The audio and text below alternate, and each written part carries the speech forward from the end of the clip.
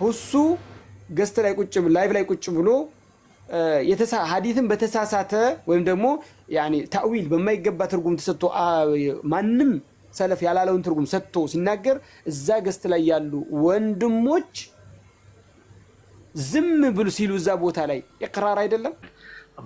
በዘመን ጃህልያ ጊዜ እንደዚህ አይነት አባባሎች አሉ ነው እያለ ያለው።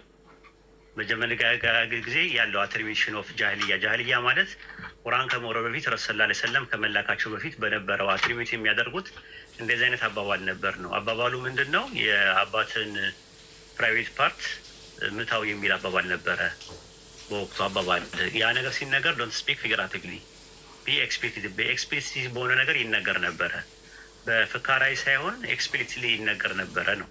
ልምድ እኮ አይለቅም። ኡስታሱናዬ መጽሐፍ ቅዱስ ላይ የለመደ ውሸቶት አሁንም ሐዲስ ላይ ሲዋሹ ኡስታሶቹ እንዳይቀጠቅጡት የአባትን ብልት ንከስ የሚል አባባል አለ ሳይሆን የሚለው ራሱ መሐመድ ነው በሉ ያለው። የአባትን ብልት ንከስ በሉት ንገሩት ብሎ ያለው መሐመድ ነው። በምሳሌም አይደለም ቀጥታ ስሙን በመጥራት ሽንት መሽነያን ስሙን በመጥራት የአባትን ብልት ንከስ በሉት ንገሩት ያለው መሐመድ ነው። ምቱ አይደለም ንከሱ ነው። አሁን እኔ ጥያቄ የሆነብኝ ልጅክ ወይም አባ በዘር ሐረጉ ቢመካ ቢኩራራ የአባትን ብልት ንከስ ትለዋለህ ወይ?